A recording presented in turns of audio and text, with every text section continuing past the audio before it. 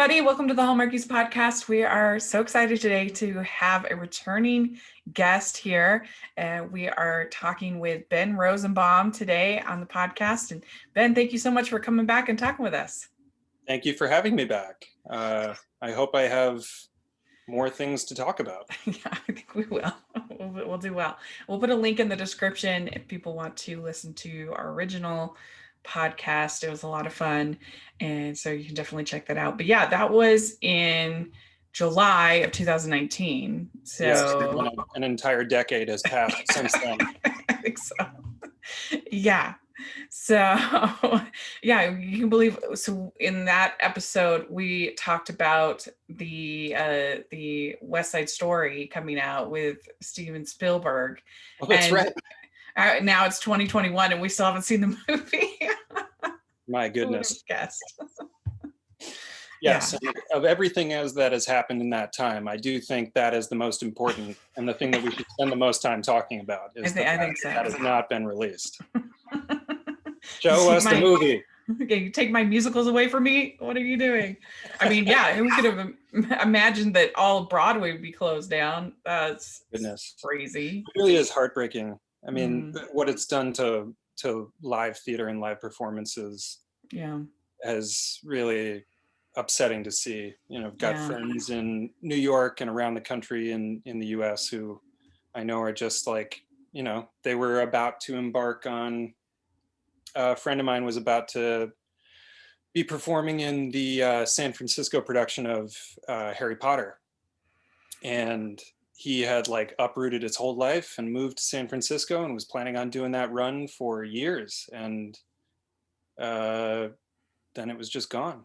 Yeah. And you know, everybody has their own story of how it's affected them. And that's just one that hit pretty close to home for me, given how many people I know in the world of live theater and how hard they've been hit by it. Yeah, when I'm lucky because I have been vaccinated now, and there is local theater here in Utah. So I'm gonna. My plan is as soon as it's okay, I am going to be going to as many things as I possibly can, supporting it as much as I possibly can, because it's a huge loss. It's a big deal to me.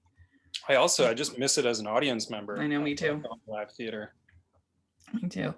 So aside from that, how was quarantine for you? What was your experience? You know, I have it pretty good. Like it was pretty easy for me. And I mean that both in the sense that like I live a privileged life where it was not difficult for me to shelter in place, and I had the resources to do that safely and be okay. So I'm very grateful and appreciative of that. But then also just on like on a personal level, I do all right with just like alone time, you know. Mm-hmm. So to be holed up and get to eschew some social engagements is not the worst to me. I don't mind that part of it. So I'm certainly, after a year of that, I'm ready to get back out in the world some more. But I can really hunker down just fine and watch some shows, play some video games, take some time to myself.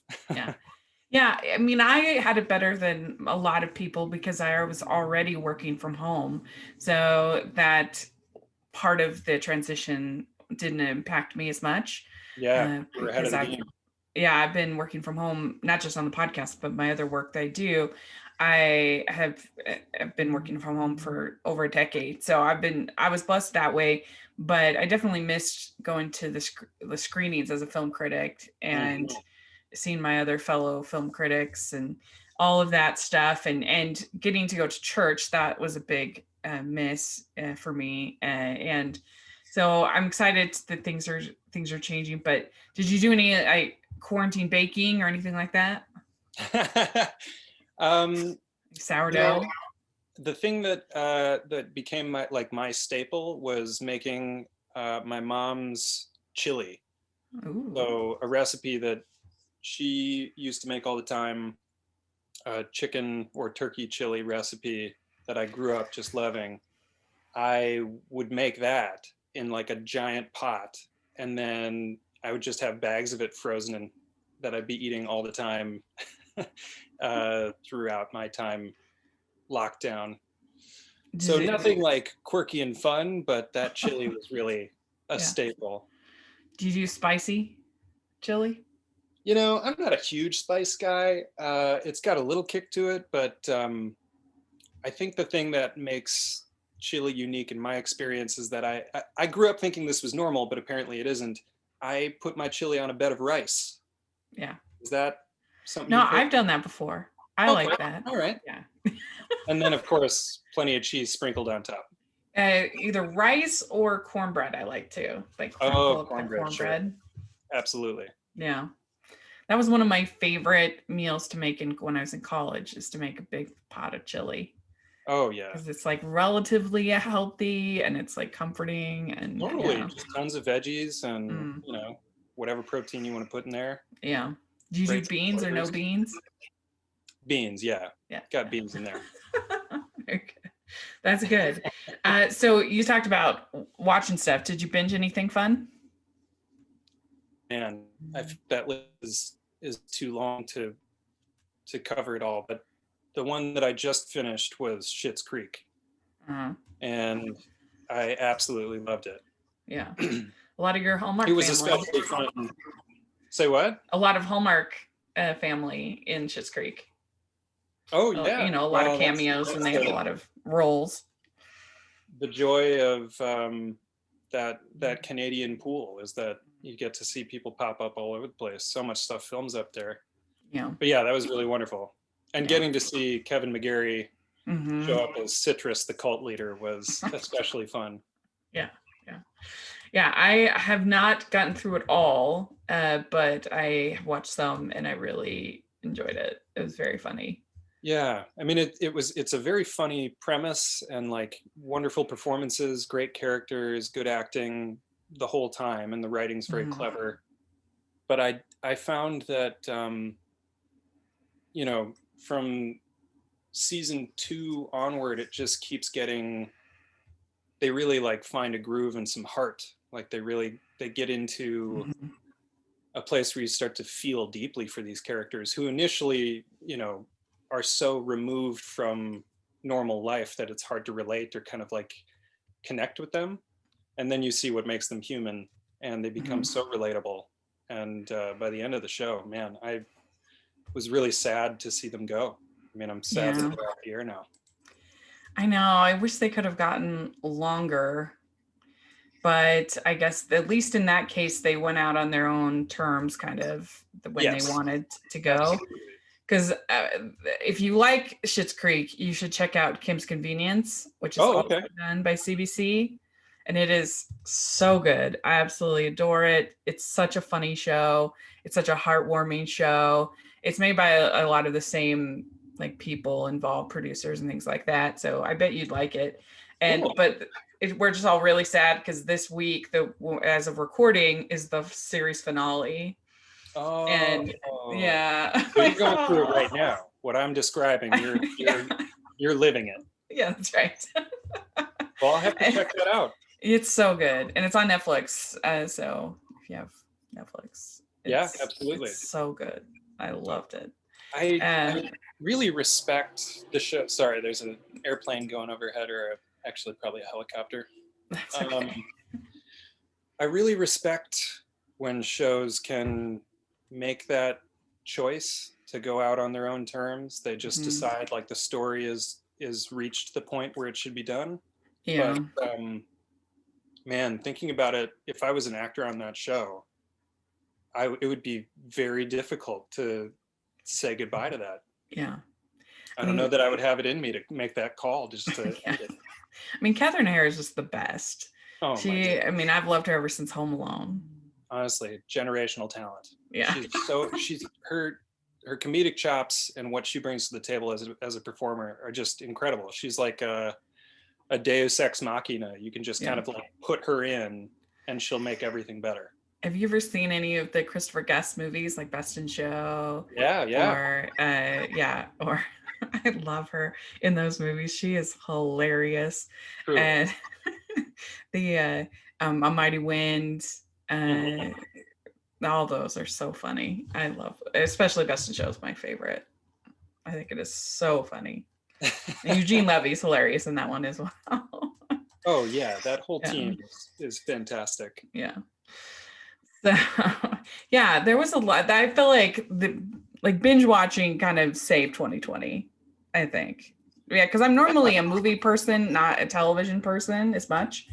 But there was just something so great about binge watching stuff together as a kind of a collective group. We'd all watching Bridgerton together, or all watching, whatever it might be. Well, great. I was actually thinking about that the other day. That same idea. Like I miss movies, and I was like, there are also tons of movies available to stream, but I find myself more and more gravitating towards series that I can binge. And I wonder if that has to do with like the loss of community that we're experiencing in general. That like a series allows you to kind of join the community of that show, get to know those characters and then spend time with them. Yeah. And there's a comfort in that, I think. Because I think that like even on HBO Max now, they've got all these movies that are being released, like, what would normally be theatrical releases are now being released direct to streaming. And I was like excited about that. And I told myself like, all right, gonna have these great movies to watch. And I haven't watched a single one of them. I think I'm just like, I want the familiarity of going back to a series. I mean, that's definitely, I felt that with WandaVision, because you'd missed all the time. And I mean, I love the MCU, and we missed all this time with our favorite characters. And so getting back in something so creative and everybody just talking about what's going to happen and what's going on, it was so fun. I'm not, I haven't actually finished that one. I'm which the next episode is going to be, I think it's Halloween, and they're like dressing up. Oh, that's a good one. So I haven't seen that one. Yeah. So if we can avoid spoilers at that point, I'd appreciate it. But I found I was getting really kind of like preemptively sad while I was watching it, because like I love having Vision back, and the idea that he isn't really is tough to swallow. I don't know where it's going to go. So I don't know what happens, but lips sealed. Okay. But it was a great ride. Dangerous ground right now. I should not even bring it up. That's right. Did you get a chance to watch any of the Oscar nominees? Normally I make it a point each year to watch as many of the Oscar nominees as I can. I feel like we talked about it last time. Yeah, I'm normally very good about that, especially because my family does an annual Oscar pool, and I take it pretty seriously. I want to win that thing. But like I said, this year I just haven't really been watching movies. So I guess the short answer is no. I have not really been keeping up with it. Because especially considering that like theaters were closed, it's actually a pretty good little group, I think, of the Best Picture nominees. The only one that I didn't give fresh to as a critic was Mank, but it's like fine. I just didn't love it. It was kind of boring to me. And I just thought the character was very bland, but it's still, I wouldn't say like don't see it, because it is interesting if you're a cinema buff to learn about Citizen Kane and the whole thing. But that's other than that, I liked all of the nominees, so pretty good. Yeah, they look good. I mean, to be honest, I couldn't even tell you what the list of nominees is. Like I've paid that little attention to it, but I should. I'm sure. I recommend checking out the Minari's my favorite, and then I recommend checking about Minari. Yeah, it's so good. And then I recommend checking out The Father. It's really good. Anthony Hopkins, incredible. Olivia Colman, it's really good. Is it going to make me sad?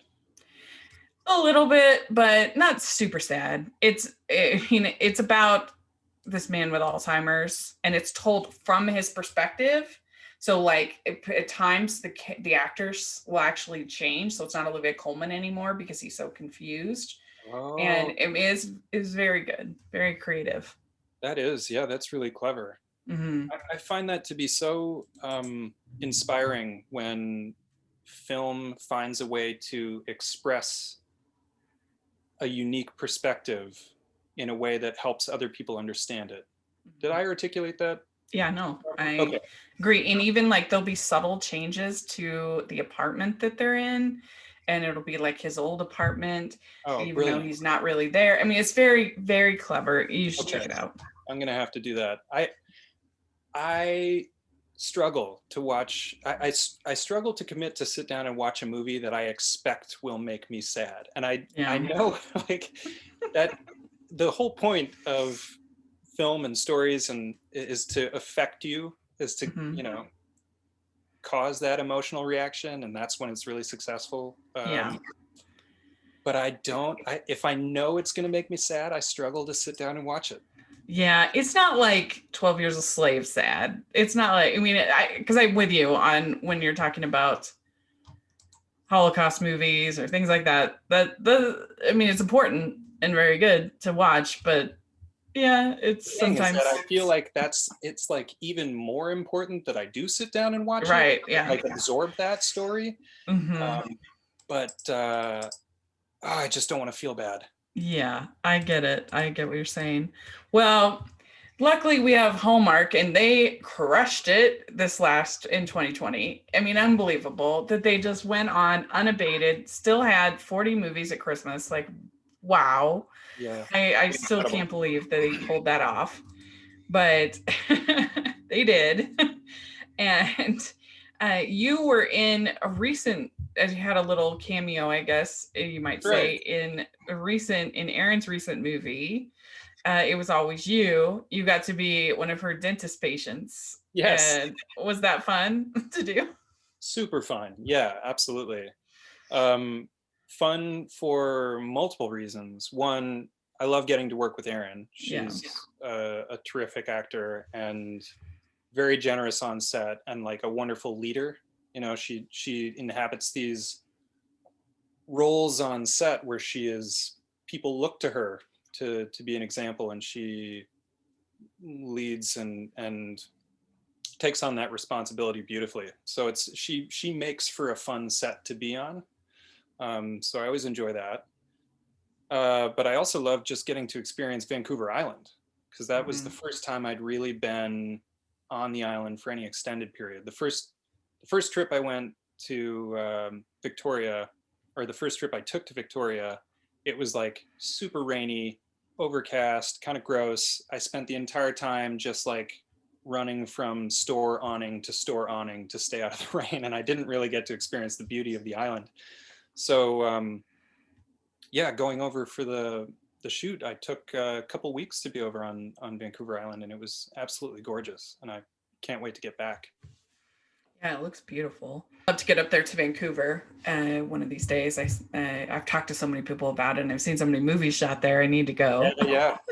Well, yes, exactly. I mean, that's the thing. Vancouver has been so many different cities and so many movies. It's worth going to see, Yeah. just to recognize all. I mean, once you spend some time in Vancouver, you'll start to recognize landmarks in all these different movies when it's supposed to Mhm. be New York or Seattle or these other places, and Right. you're like, nope, Chicago. no, that's Vancouver. That's the art Right. museum. We'd like to take a second from this episode of the podcast to celebrate our sponsor of this episode, and that is the Hallmarkies Patreon. Do you love Hallmarkies podcast? Do you want an inside scoop into what happens on the podcast? Do you want early access to episodes and loads of cool perks? Now is the time to become a patron of Hallmarkies podcast. By becoming a patron, you get to access our patron Facebook group. You can request episodes or even be a guest on the podcast. And most importantly, any patron can join our monthly movie watch-alongs with stars like Paul Campbell, Natalie Hall, and more. It's as low as $2 a month to join in and become a special part of the Hallmarkies family. Please consider, and we will love you forever. Go to patreon.com/Hallmarkies. That's patreon.com/Hallmarkies. Well, let's talk about When Calls the Heart. I know that's the big, everybody's been waiting. And so how do you feel about season 8 and particularly Hickam's character in season 8? I feel great about season 8. It was, I don't know if I was just, the process of filming it, I don't know if I was just taking it less for granted during, given how much effort was put in by the whole crew and the production team to make it happen amidst a pandemic. But it was really remarkable. Everybody pulled together, and it was, it felt like a gift to be there on set every day I was there. So I loved the experience of making it. And what made it even better was our new showrunner, John Tinker. I thought he was just pulling these different threads in a way that was like still very much our show, but diving a little deeper. And honestly playing around with some darker feelings at times, and relationships aren't always perfect, and he was willing to explore that with some of our well-established couples, and got some new pairings between characters, and it was just it's really dynamic. I think the whole season, you'll notice in season 8 there's like a lot of scenes where characters are walking down Main Street, and then it will sort of seamlessly hand off to a conversation between a couple that's passing them, instead of just jumping from location to location. I think he found a way of kind of weaving everybody together really beautifully. And it was one of the first times, and this is no negative comment on previous seasons, but it was one of the first times for me that the reality of the small town really felt alive, where it's like every day you'd be walking around town and you'd see all the people and just the way that he kind of directed the writing of it and the way that it was shot really brought that to life for me. Well, and you had to shoot way more outside than you ever had before. That's true. I think that was an element as well. And the fact that we couldn't, in previous seasons, we would have a lot of large whole town group scenes, and we couldn't rely on those as much. So maybe that's where some of that dynamism came from. Yeah. And then I have noticed that too with, I mean, I'm guessing it's the influence of John Tinker, particularly with a little bit more of a faith-based element this season than we've ever had before. I mean, they haven't even had a pastor for a long time in Hope Valley. Scare them off for some reason. They're welcome, but they don't tend to stay. And so this season, with the addition of Viv, and we, as of recording this, we're only through episode 8. So, but his character, I think, has brought a different dynamic than we've typically seen. Yeah, agreed. I think it's funny because I read all the scripts throughout the filming of the whole season, but you don't really get to know it until, well, like my experience, I guess, is just that I don't see how these scenes really play until I see them on screen. So when I'm live tweeting, that's the first time I'm seeing the show and other characters' storylines, and so getting to see, like, I was never on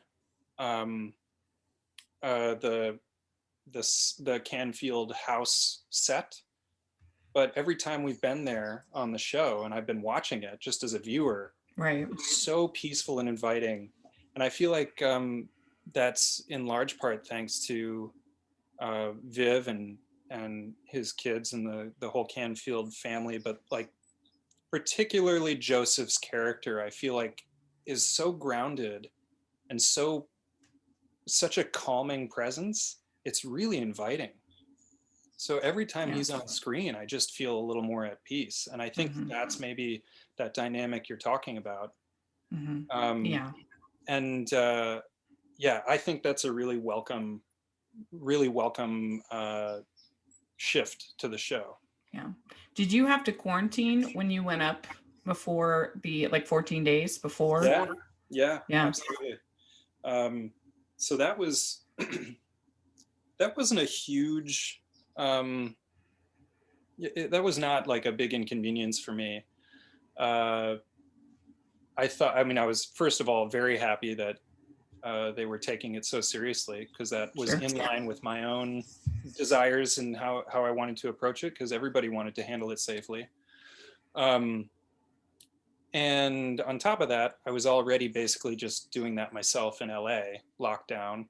So to be quarantining up in Canada, honestly, it was even a little easier because the production was so supportive. I mean, they made sure I had everything I needed in terms of groceries and other supplies. It was like, it was, yeah, it was a pretty cushy quarantine. Nothing to complain about, for sure. You cannot leave your hotel room for all 14 days at all. Yeah, correct. You have to be, once you arrive in the location where you're going to be staying, you're there. You can't leave it on. That's got to be crazy. Yeah. Yeah. So with Hickam this season, I've noticed a little bit of flirting between you and Fiona. Hickam and Fiona. Is that real, or am I reading things into things? Well, I think that ambiguity is sort of baked into it. I think that you're meant to, it takes two people to create that kind of dynamic and that tension. And it's not always the case that both people are on the same page, and maybe they are, maybe they aren't, maybe there's some misreading of signals or whatever. So, I mean, certainly Hickam has expressed his feelings of liking Fiona. And if you had seen, one of the things about the size of the cast on our show and the number of stories we're trying to tell is that there are scenes that end up getting cut for time. Oh, yeah. And there have been a couple of scenes between Hickam and Fiona that didn't make it into the final airing of the show. And I feel comfortable sharing this because I got, the cast got an email from John expressing that he was sorry that some scenes had to get cut, and he was hoping that Hallmark might be able to release them in some form. So they're not meant to be like secret or locked in a vault. Right. So I feel like I can tell you, in the first episode, we shot a scene where Fiona asked Hickam to dinner. So, and again, there's some ambiguity about what her intentions are and what he takes from that and where that leads them. But all that is to say is that is a dynamic at play, for sure. Yeah, I'm excited about it. Yeah, but that must be fun working with Kayla. She's wonderful. Yeah. She's a super, super talented actor, and just like a really lovely person, just like an incredibly nice person. So very easy to spend time with on set. She's really funny too. So we laugh a lot. We really enjoyed having her on the podcast. She's a lot of fun. So you had this scene where your ear gets cut. Yeah. That was hilarious. Yeah. That must have been fun. It was fun. That was one of the, I think that was one of the first scenes I shot this season. So, got to shake off the rust and really dive right in terms of like going for it in the scene work. Yeah, it was really fun. And I find that, Hickam, he gets put in situations that are a little more extreme than a lot of the other characters in a fun way. And it allows me to play some notes that not everybody gets to play. So I'm grateful to fill that role on the show. Yeah, it's nice comic relief. Yeah. And also when you're bribing Clara to get your haircut, that was funny. Yeah, both of those episodes were with Mike Roll, and he, I think, has a great sense of comedy and comedic timing, and he really encouraged me to lean into it and Mm-hmm. go for it within the, within the bounds of what Hickam might do. And that scene in Mm-hmm. particular, was so fun to get to play, because I've never really had the opportunity to play Hickam as a very confident character before. So to dip a toe into those waters and then to have it fail so miserably was really, I thought, really wonderful. And another Yeah. example of how John and the writing team were trying to shake things up a bit this season. And I mean, I was with Hickam because she's not cutting anyone's hair. It's not like there's lots of ladies there. So why doesn't she just cut your hair? Well, that was another that's another good example of a story where some scenes had gotten cut, because I believe there were 2, maybe 3 short scenes where Hickam had approached Clara trying to get his hair cut and showing up on the wrong day, or he shows up on the right day, but Molly's in the chair and she's covering her head because Bill had just been there. Oh yeah. Just shoot away. So, there was some buildup in that storyline that I think had to be cut. Again, just not enough time to tell all the stories fully. But those were all really fun scenes to play. They were really fun comedic bits, and the buildup of being told, no, it's a woman's day. Yes, it's a man's day, but you got to come back later. There are a number of different ways it played out. Yeah. But So Eva's another person who's really, like, we had a whole Yeah. day, essentially. She had an entire day where every scene was just her with different people in the barbershop. And that can be exhausting to be the person who's got to be on all day long. And she handled it like a champ, and was just like a delight to work with. I yeah. don't do a lot of scenes with Clara, but I hope to in the future. I really like working with Eva. Yeah, we really enjoy her on the show, and it's been a good dynamic between her and Jesse this season.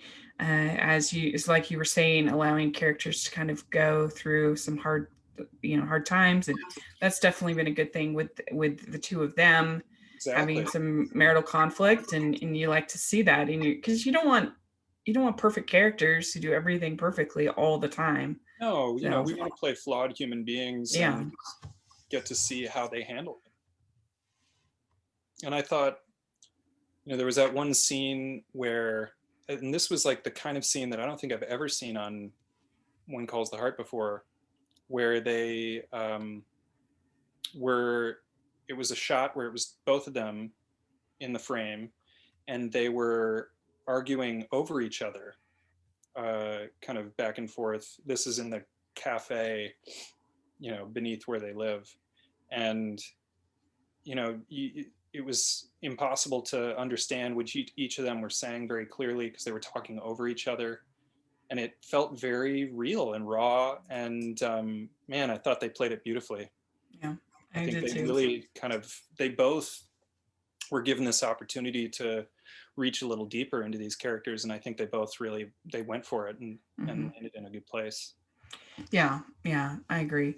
So you also have kind of the flip side of this sort of silly or funny part of Hickam. You also have the more serious side when you're with Gowan, and I think that's an interesting dynamic. The two characters, with the oil business and things not going right, and the whole explosion and other things happening.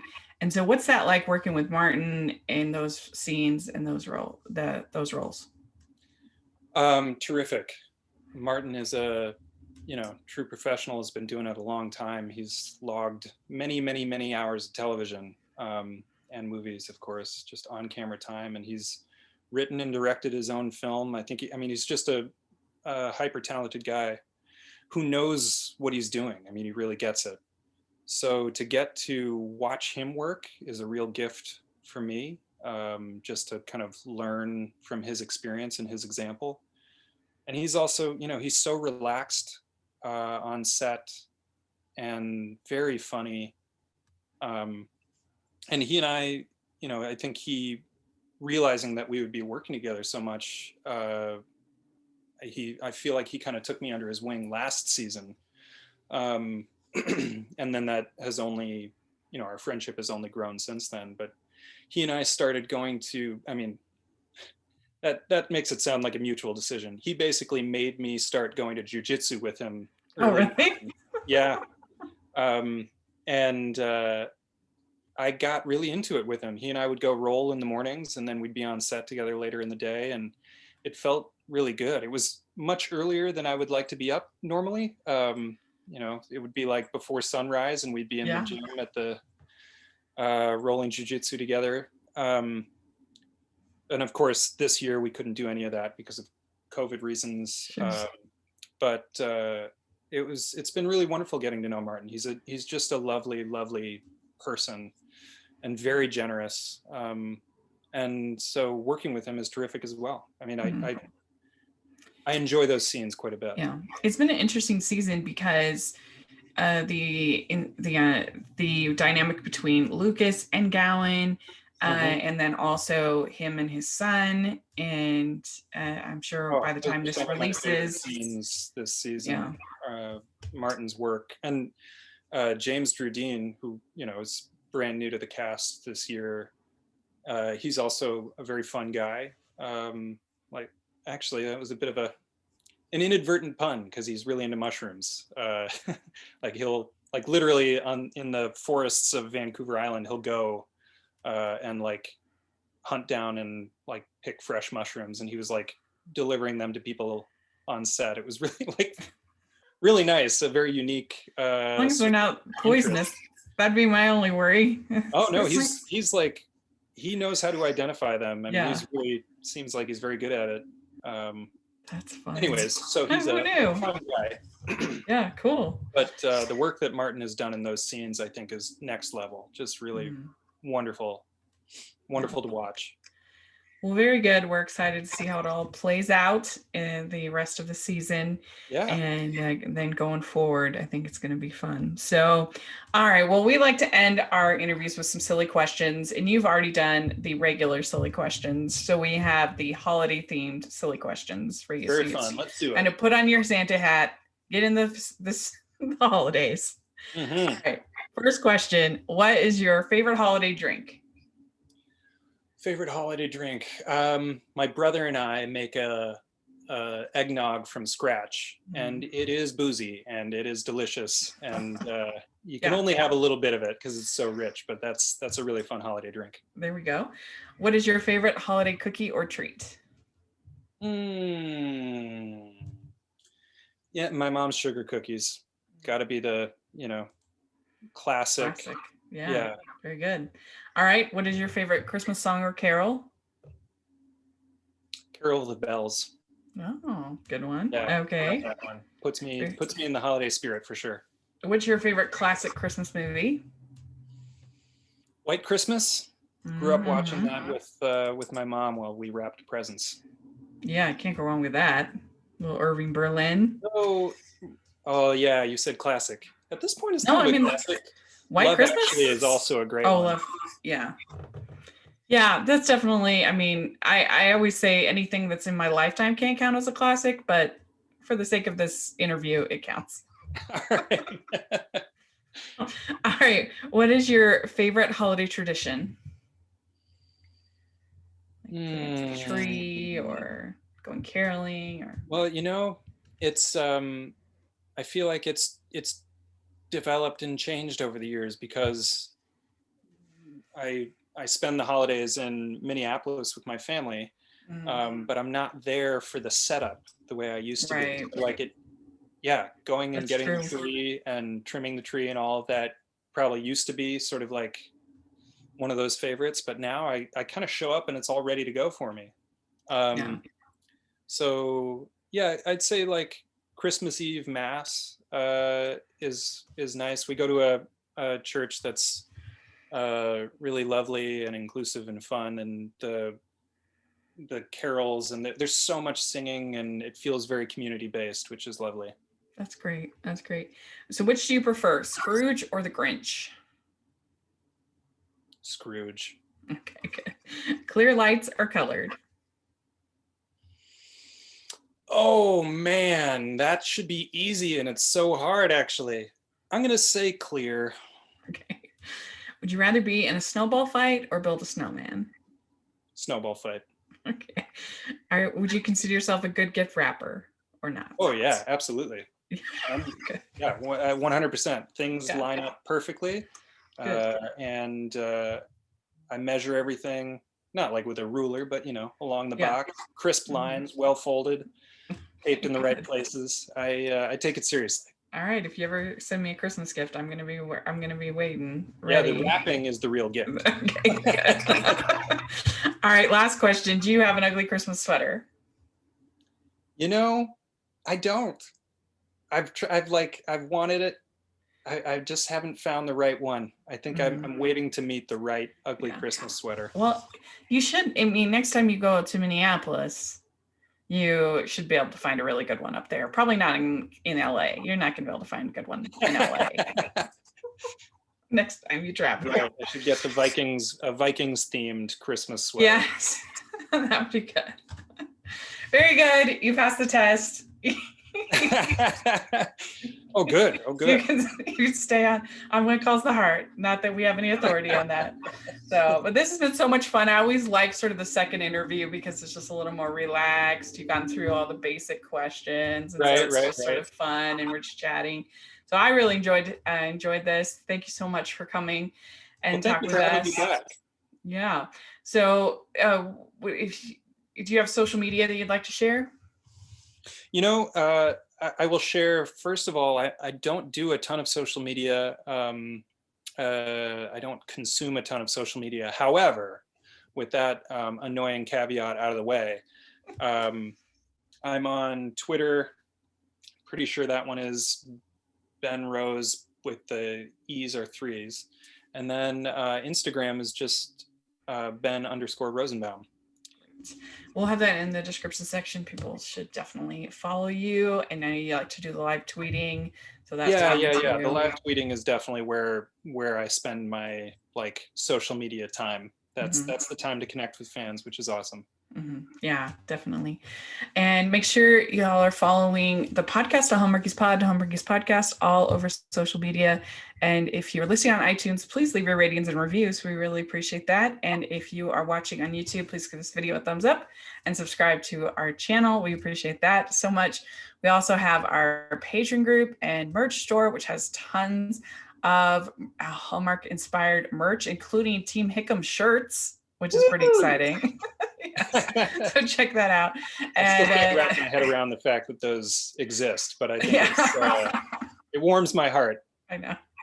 Yeah, it's so fun. So check that out. And thanks so much, Ben. This was great. And we'll talk to you all later. Bye, everyone. Very much. Lovely to see you.